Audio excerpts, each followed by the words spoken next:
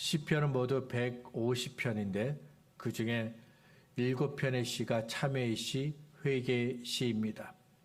시편 51편도 그 중에 하나인데 다윗이 중대한 죄를 범한 후에 이 시를 지었습니다. 시편 51편에서 다윗은 나는 악한 죄를 지었다고 말합니다. 다윗이 이 시를 지은 이유를 표제에 이렇게 적었습니다.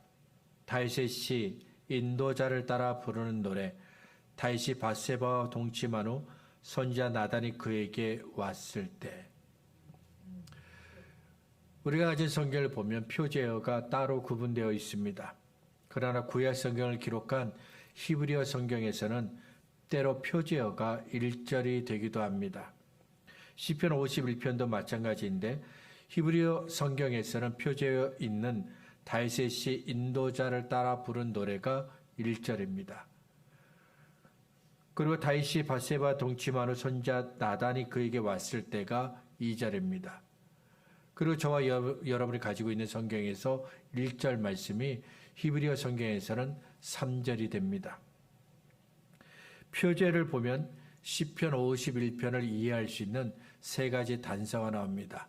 이 표제에 따라서 하나하나 같이 살펴보도록 하겠습니다. 먼저 시편 51편은 다윗의 개인적인 시, 기도라는 겁니다. 사무엘하 11장을 보면 다윗이 우리아의 아내 밧세바와 그 목욕하는 모습을 봅니다. 그리고 다윗을 목욕하는 밧세바를 탐하고 동침을 합니다. 간음을 한 것이죠.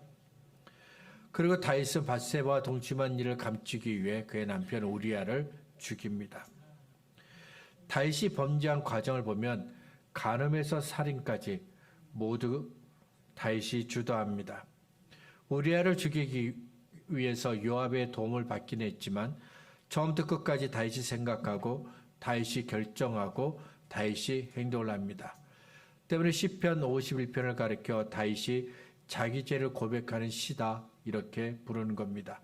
내가 지은 죄를 이야기하는 것이기 때문입니다. 구약 시대에는 죄를 지었으면 제사를 통해 용서받을 수 있습니다. 하지만 제사로도 용서받을 수 없는 죄가 있는데 바로 살인과 간음입니다. 살인과 간음죄는 제사라도 용서받을 수 없습니다. 반드시 돌로 쳐 죽입니다. 세상의 관점으로 볼 때 살인과 간음은 다르죠. 사람을 죽이는 살인은 아주 악한 죄입니다. 사형이라는 형벌을 내릴 수 있는 악한 죄입니다. 하지만 간음했다고 해서 사형을 처하지는 않습니다. 단지 만나면 안 되는 남자와 여자가 만나서 즐기고 쾌락을 쫓은 것일 뿐입니다. 때문에 간음죄를 지었다고 사형이라는 형벌을 내리지는 않습니다. 하지만 성경은 살인과 간음을 같은 죄로 다룹니다. 왜냐하면 간음은 사람의 영혼을 죽이는 죄이기 때문입니다. 그래서 10계명에서도 6번째 계명으로 살인을 7번째 계명으로 간음을 말씀하신 겁니다. 살인과 간음은 제사로도 용서받을 수 없는 악한 죄입니다. 그런데 다윗이 간음도 하고 살인도 합니다. 이 두 가지 죄를 다 짓습니다. 절대로 용서받을 수 없는 죄를 지은 겁니다. 그런데 하나님은 이런 다윗의 죄를 용서하십니다. 왜냐하면 다윗이 자신의 죄를 깨닫고 하나님 내가 악한 죄를 지었다고 회개했기 때문입니다. 이를 통해 하나님은 우리 모두에게 하나님이 용서할 수 없는 죄는 없다고 말씀하시는 겁니다. 하나님께서 용서할 수 없는 죄는 용서하지 못하는 죄는 없습니다. 때문에 하나님을 믿는 저와 여러분에게 필요한 것은 다윗처럼 내 죄를, 우리의 죄를 고백하는 겁니다. 예수님은 제자들에게 기도를 가르쳐 주시면서 하늘 아버지께 우리의 죄를 사하여 주옵소서 이렇게 기도하라고 가르쳐 주셨습니다. 예수님께서 우리에게 죄사함을 위해 기도하라고 말씀하신 까닭이 무엇이겠습니까? 하늘 아버지께서 용서하지 못하는 죄가 하나도 없기 때문입니다. 사람마다 나는 이런 죄를 용서할 수 없다는 그런 목록들이 있습니다. 우리 각 사람에게도 나는 이런 죄는 절대 용서할 수 없어 라고 말하는 죄의 목록들이 있습니다. 어떤 사람은 거짓말하고 속이는 것을 용서하지 않습니다. 어떤 사람은 도둑질하는 것을 용서하지 않습니다. 어떤 사람은 약속을 지키지 않는 것을 용서하지 않습니다. 어떤 사람은 불륜과 간음을 용서하지 않습니다. 어떤 사람은 폭력을 용서하지 않습니다. 살인을 용서하지 않습니다. 사람마다 내가 용서할 수 있는 죄의 목록과 내가 용서할 수 없는 죄의 목록들이 있습니다. 우리는 어떤가요? 저 중에 하나라도 있나요? 아마도 분명히 저 안에 없을지라도 나는 이것을 용서할 수 없어라고 말하는 죄의 목록들이 있을 겁니다. 하지만 하나님께는 용서하지 못하는 죄가 하나도 없습니다. 하나님께서 감당할 수 없다 말하는 죄도 없습니다. 때문에 우리는 우리의 죄를 하나님께로 가지고 가야 합니다. 하나님께 가져가서 하나님, 내가 죄를 지었습니다. 이렇게 회개해야 합니다. 하지만 사람들은 죄를 고백하지 않습니다. 누가 보아도 죄를 지은 것이 확실합니다. 그런데도 죄를 고백하지 않고 인정하지 않습니다. 왜 그럴까요? 내가 죄를 지었다고 생각하지 않기 때문이죠. 사사시대를 보면 이방 족속들이 끊임없이 이스라엘 땅을 침범하고 괴롭히고 빼앗습니다. 그러면 그때마다 이스라엘 백성은 하나님, 우리가 너무 힘듭니다. 고통스럽습니다. 우리를 도와주세요. 이렇게 부르짖었습니다. 하지만 이스라엘 백성의 기도를 보면 그 기도 속에 죄의 고백은 없습니다. 이방 족속들이 이스라엘을 억압하고 고통스럽게 하는 이유는 그들이 마음을 다하고 뜻을 다하고 힘을 다하여 하나님을 사랑하지 않았기 때문입니다. 하나님을 사랑하지 않았기 때문에 그들이 이렇게 고통을 당하는 겁니다. 그런데도 이스라엘은 우리가 죄를 지었다고 회개하지 않습니다. 대신 이 고통에서 우리를 구원해 달라 이렇게만 부르짖습니다. 자기들이 죄를 지었다고 생각하지 않기 때문입니다. 때문에 이스라엘 백성이 드렸던 그 기도 속에는 회개가 없었던 겁니다. 자기가 죄를 지었다고 생각하지 않는 이스라엘 백성들의 모습은 이상한 것이 아닙니다. 인류의 조상이 했던 대로 따라한 것이기 때문입니다. 창세기 3장을 보면 선악을 알게 하는 나무의 열매를 먹은 아담에게 하나님께서 묻습니다. 누가 너의 벗었음을 내게 알렸느냐? 내가 내게 먹지 말라 명한 그 나무 열매를 네가 먹었느냐? 근데 아담이 어떻게 대답합니까? 예, 제가 하나님께서 먹지 말라고 하신 그 열매를 먹었습니다. 잘못했습니다. 이렇게 대답하지 않습니다. 하나님께서 나에게 주신 저 여자 때문에 내가 먹었다. 이렇게 대답합니다.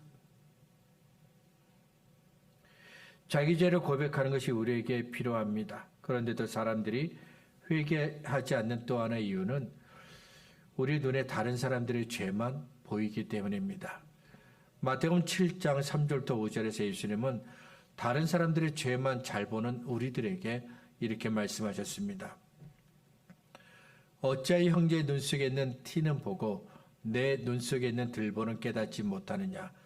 보라, 내 눈 속에 들보가 있는데 어찌하여 형제에게 말하기를 나로 내 눈 속에 있는 티를 빼게 하라 하겠느냐? 외식하는 자여, 먼저 내 눈 속에서 들보를 빼어라.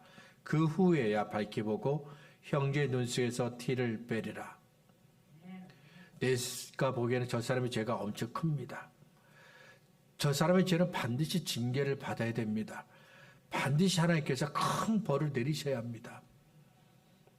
그런데 하나님께서 보실 때는 우리가 이야기하는 저 사람의 죄보다 내 죄가 더 크다는 겁니다. 그런데도 다른 사람들의 죄만 봅니다. 다른 사람들이 잘못한 것만 보고 있습니다. 이것은 우리 모두에게 해당되는 이야기입니다. 내 죄는 보지 못하고 다른 사람들의 죄만 보는 잘못이 우리 모두에게 있습니다. 우리 모두 다른 사람의 잘못만 보는 삐딱한 눈을 가지고 있는데 특별히 자신은 의롭고 옳다고 여기는 사람들에게 더 두드러지게 나타납니다. 다른 사람들이 잘못한 것, 다른 사람이 지은 죄만 보고 있는 사람은 자신의 죄를 볼 수가 없습니다. 자신의 죄를 볼 수 없기 때문에 죄를 지었다고 인정할 수 없고 나의 죄를 용서해달라고 회개할 수도 없는 겁니다. 죄를 인정한다는 것은 하나님의 은혜입니다. 하나님의 은혜가 아니면 우리는 죄를 인정하지 못합니다. 회개할 수도 없습니다. 다윗은 간음과 살인이라는 용서받을 수 없는 죄를 지었습니다. 하지만 하나님께서 죄를 깨닫게 하셨을 때 다윗은 하나님께 죄를 인정합니다. 그리고 겸손히 하나님 앞에 나가 자신의 죄를 고백하고 회개합니다. 3절부터 6절입니다. 무릇 나는 내 죄가를 아오니 내 죄가 항상 내 앞에 있나이다. 내가 주께만 범죄하여 주의 목전에 악을 행하였사오니 주께서 말씀하실 때 의로우시다 하고 주께서 심판하실 때 순전하시다 하리이다. 내가 죄악 중에서 출생하였으며 어머니가 죄 중에서 나를 잉태하였나이다. 보소서 주께서는 중심이 진실함을 원하시오니 내게 지혜를 은밀히 가르치시리이다. 내 죄가 내 앞에 있습니다. 주의 목전에 내가 악을 행했습니다. 나는 태어날 때부터 죄 가운데 태어났습니다. 하나님께서 저와 여러분에게 죄를 인정하는 은혜 주시기를 바랍니다. 두 번째로 시편 51편은 다윗의 개인적인 기도이지만 인도자를 따라 부르는 노래가 되었습니다. 다윗의 개인적인 죄의 고백을 담은 기도가 모두가 함께 부르는 노래가 되고 기도가 된 겁니다. 다윗이 범죄하면서 가졌던 생각은 아무도 모르게 감추는 겁니다. 우리의 아내 밧세바와 동침을 하였습니다. 이대로 끝나는 줄 알았는데 밧세바가 덜컥 임신을 합니다. 다윗이 충실한 신하인 우리아의 아내와 동침한 일이 이제 다 드러나게 되었습니다. 그래서 다윗이 우리아를 죽입니다. 간음을 했다는 죄를 감추기 위해 살인까지 한 겁니다. 그런데 이 일이 모든 사람들에게 알려졌습니다. 그 당시 사람들뿐만 아니라 이후 시편 51편을 읽는 사람들도 알게 되었습니다. 그래서 다윗의 그 개인적인 기도가 모든 사람이 함께 부르는 노래가 되었고 기도가 되었습니다. 하나님께서 다윗의 그 은밀한 기도를 모든 사람들이 함께 부르는 노래가 되게 하시고 기도가 되게 하신 두 가지 이유가 있습니다. 첫 번째 이유는 사람은 죄를 열심히 감추려고 하지만 하나님은 그 죄를 반드시 드러내신다는 겁니다. 시편 51편은 다윗이 자신의 죄를 회개하며 하나님께 드린 기도입니다. 그런데 다윗이 하나님께 드린 회개를 하나님은 성경에 기록하게 하셨습니다. 모든 사람들이 알게 하셨습니다. 다윗은 하나님의 마음에 합한 사람이라는 칭찬을 받은 위대한 믿음의 사람입니다. 이런 다윗의 죄를 굳이 사람들에게 알릴 필요가 있을까요? 다윗의 이름과 명예를 생각한다면, 다윗이 지금까지 한 일을 생각한다면 간음과 살인을 감춰도 되지 않을까요? 무엇보다도 다윗이 회개했잖아요. 회개했는데 굳이 그 죄를 감추지 않고 드러낼 이유가 있나요? 차라리 죄는 감추고 좋은 말만 하는 것이 더 낫지 않을까요? 어떻게 생각하세요? 그렇지만 하나님께서 사랑하신 그 다윗의 죄를 모든 사람들이 알도록 성경에 기록하게 하셨습니다. 이를 통해 하나님은 모든 사람들에게 하나님이 어떤 분이신지 말씀하시는 겁니다. 요한계시록은 세상의 종말에 있을 일을 말씀합니다. 요한계시록의 시작은 교회와 성도를 핍박하는 세상을 말씀합니다. 하지만 요한계시록의 마지막은 교회와 성도를 핍박했던 세상을 향한 하나님의 심판을 말씀합니다. 세상을 심판하실 때 하나님은 각 사람의 행위대로 심판하십니다. 요한계시록 20장 12절과 13절입니다. 또 내가 보니 죽은 자들이 큰 자나 작은 자나 그 보좌 앞에 서 있는데 책들이 펴 있고 또 다른 책이 펴졌으니 곧 생명책이라. 죽은 자들이 자기 행위를 따라 책들에 기록된 대로 심판을 받으니 바다가 그 가운데에서 죽은 자들을 내주고 또 사망과 음부도 그 가운데서 죽은 자들을 내주매 각 사람이 자기의 행위대로 심판을 받고. 뭐라 말씀했습니까? 각 사람이 자기의 행위대로 심판을 받고. 사는 동안 열심히 내 죄를 감췄는데 아무도 내 죄를 모르는데 하나님은 그 죄를 다 드러나게 하셔서 그 죄대로 심판하셨다는 겁니다.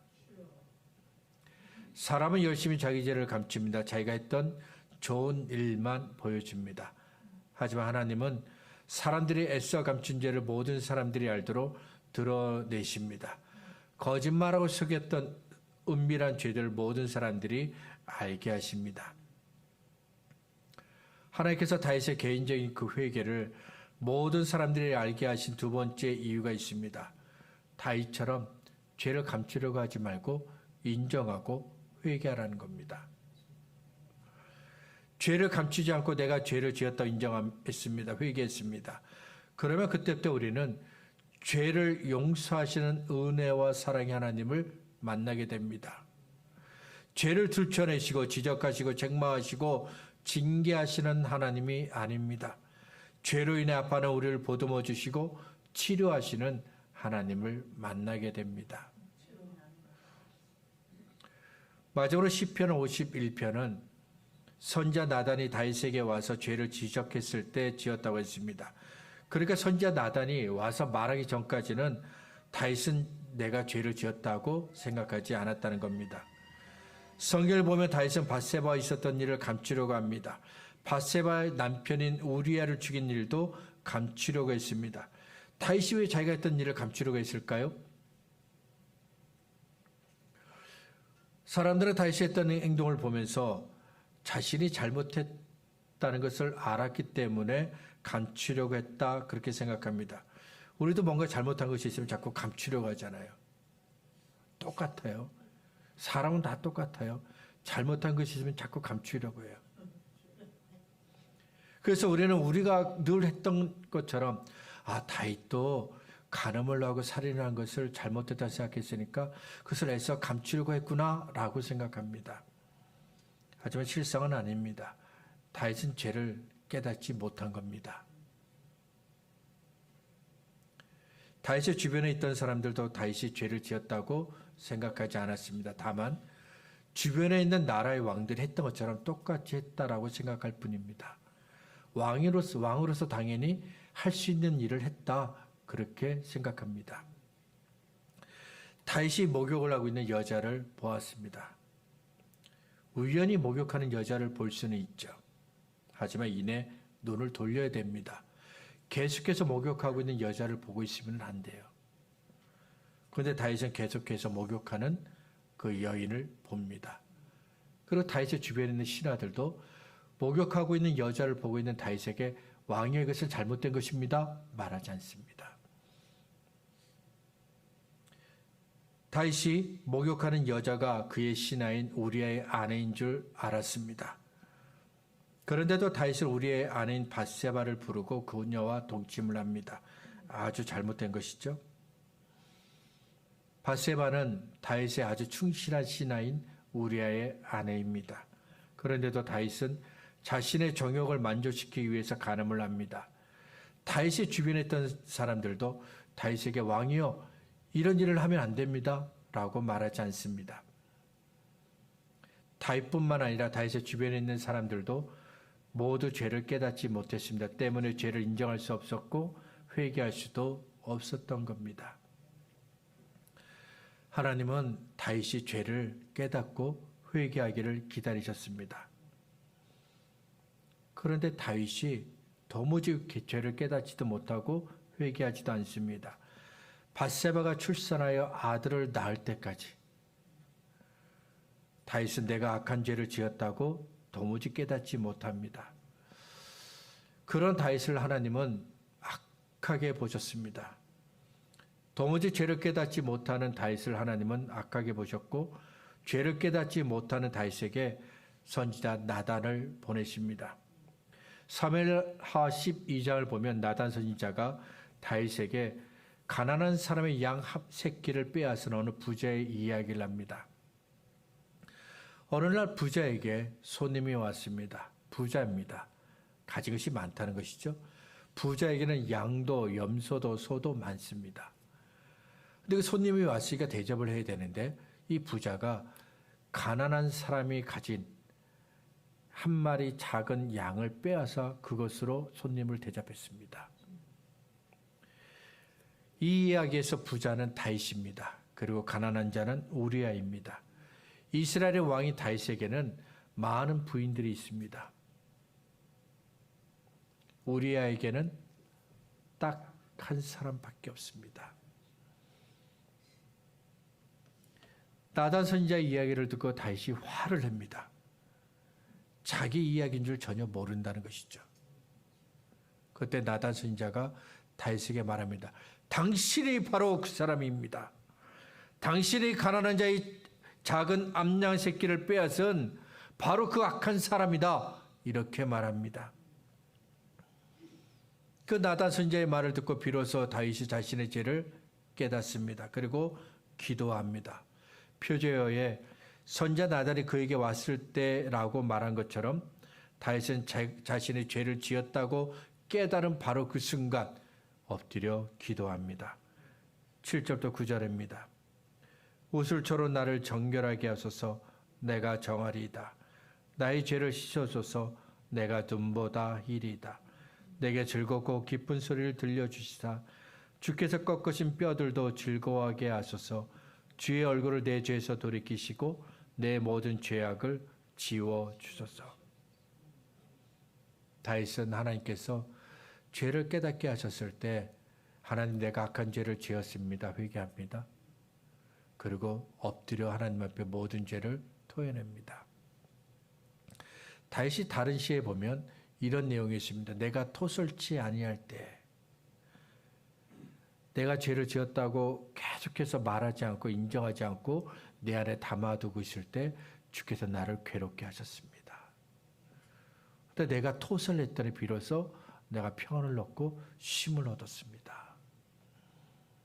자, 그렇다면 이제부터 우리가 보아야 할 것은 다윗이 어떻게 회개했는가 하는 겁니다. 다윗이 어떻게 회개했을까? 다윗의 회개는 하나님을 찾는 것부터 시작합니다. 1절과 2절입니다. 하나님의 주의 인자를 따라 내게 은혜를 베푸시며 주의 많은 공유를 따라 내 죄악을 지워주소서. 나의 죄악을 맑게 씻으시며 나의 죄를 깨끗이 제하소서. 다윗은 자신의 죄를 지었다는 것을 깨달았을 때 즉시 하나님을 찾았습니다. 죄의 고통을 가지고 그대로 그 모습 그대로 하나님께 나아갔습니다. 누가복음 7장을 보면 예수님께서 어느 바리새인의 집에 계실 때 한 여자가 예수님께 다가옵니다. 여자가 들어오더니 예수님 뒤에 서서 웁니다. 그리고 그녀의 눈물로 예수님의 발을 적시고 자신의 머리털로 예수님의 발을 닦습니다. 그 발에 입을 맞추고 가져온 향유를 그 발에 붓습니다. 예수님을 초대한 바리새인은 그녀를 가리켜 죄인이라고 불렀습니다. 죄인. 그리고 바리새인은 죄인을 가까이 하는 예수님을 도무지 이해할 수가 없었습니다. 예수님을 초대했지만 바리새인은 예수님이 누구신지 잘 몰랐습니다. 그래서 예수님을 오해했고 여자 행동도 오해한 겁니다. 예수님은 바리새인이 무슨 생각을 하고 있는지 아셨습니다. 그래서 바리새인에게 빛을 탕감받은 어느 사람의 이야기를 비유로 들려주십니다. 그리고 여자에게 말씀하십니다. 너의 죄를 사함받았다. 내 죄를 사함받았다. 여자는 자신이 죄인인 줄 알았습니다. 바리새인이 그녀를 향해 죄인이라 말하지 않아도 그녀 자신이 나는 죄인이다라고 알았습니다. 그리고 죄의 문제를 해결하기 위해 예수님께로 갔습니다. 죄를 용서받았습니다. 마태복음 11장 28절에서 예수님은 말씀하셨습니다. 수고하고 무거운 짐진 자들아 다 내게로 오라. 내가 너희를 쉬게 하리라. 예수님은 죄 때문에 아파하는 사람들에게 내게로 오라고 말씀하셨습니다. 죄를 용서받기 원하는 사람들에게 내게로 오라 말씀하셨습니다. 예수의 십자가 앞으로 다 나아오라 말씀하셨습니다. 유명한 설교자였던 찰스 스펄전 목사님이 설교 도중에 이런 말을 했습니다. 오늘 다시 십자가로 나아가십시오. 그리고 이제 그곳에서 영원히 안식하십시오. 오늘 다시 십자가로 나아가십시오. 그리고 그곳에서 십자가 밑에서 영원히 안식하십시오. 우리의 삶은 무거운 짐과 끝없는 갈등 속에서 점점 지쳐갑니다. 그러나 진정한 안식은 무거운 짐도 사라지고 갈등도 없어졌을 때 주어지는 것이 아닙니다. 진정한 안식은 예수 그리스도 안에서 발견되는 겁니다.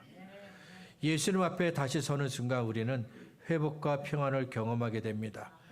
예수님 앞은 실패한 인생이 다시 시작되는 자리이고 죄인이 용서를 받는 은혜의 장소입니다.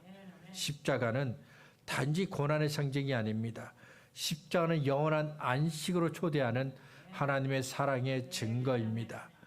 우리가 그 십자가 앞으로 나아가면 하나님은 우리의 상처를 싸매 주시고 우리에게 진정한 자유와 안식을 주십니다. 하나님을 찾으시길 바랍니다. 모든 일이 형통할 때도, 모든 일이 실패하고 망하고 무너졌을 때도 하나님을 찾으시길 바랍니다. 죄로 인해 아프고 괴로울 때도 하나님을 찾으시길 바랍니다. 하나님의 긍휼을 구하고 죄사함의 은혜를 구하시기 바랍니다. 우리에게는 하나님이 계십니다.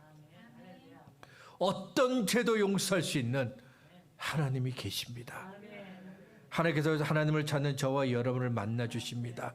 긍휼을 베풀어 주십니다. 예수께서 죄인에게 너의 죄가 사함받았다 말씀하신 것처럼 하나님은 우리가 어떤 죄를 지었을지라도 용서하시고 은혜를 베풀어 주십니다. 하나님을 찾는 사람들에게 구원의 즐거움을 회복시켜 주시는 하나님의 은혜가 저와 여러분에게 있기를 소원합니다. 말씀을 정리하겠습니다. 17절에서 다윗은 우리가 회개해야 할 이유를 말합니다. 하나님께서 구하시는 제사는 상한 심령이라 하나님의 상하고 동의하는 마음을 주께서 멸시하지 아니하시리다. 사람들의 죄를 보시고 하나님은 슬퍼하셨습니다. 하지만 죄인들이 회개했을 때 하나님은 기뻐하셨습니다. 하나님은 죄로 인해 마음이 상한 사람들을 기뻐하셨고 하나님은 상하고 통회하는 마음으로 회개하는 사람들을 기뻐하셨기에 외면하지 않으셨습니다. 예수께서 세상을 향해 제일 처음으로 하신 말씀은 회개하라 천국이 가까이 왔다입니다. 회개하라 천국이 가까이 왔다. 회개하는 이유는 천국이 가까이 왔기 때문입니다. 회개하는 사람에게 천국은 하나님의 구원과 은혜입니다. 하지만 회개하지 않는 사람에게 천국은 영원한 심판과 영원한 멸망입니다. 우리가 살고 있는 이 세상에서 죄를 지으며 그에 합당한 벌을 받습니다. 어떤 사람은 벌금과 같은 가벼운 벌을 받지만 어떤 사람은 사회와 격리되어 교도소에 수감되기도 합니다. 어떤 사람은 지은 죄가 너무 크기 때문에 그의 생명을 끊어버리는 형벌을 받습니다. 그렇지만 죄에 따라 벌을 받아도 사람은 그의 죄를 용서하지 않습니다. 설령 내 손으로 복수를 해도 사람은 죄를 용서하지 않습니다. 하지만 하나님은 우리의 모든 죄를 용서하십니다. 하나님께는 용서하지 못하는 죄가 하나도 없습니다. 하나님께서 감당하지 못할 죄는 하나도 없습니다. 하나님은 죄를 깨닫고 회개하는 사람을 기뻐하십니다. 나는 죄인입니다. 내가 죄를 지었습니다. 이 회개가 저와 여러분에게 늘 있기를 바랍니다.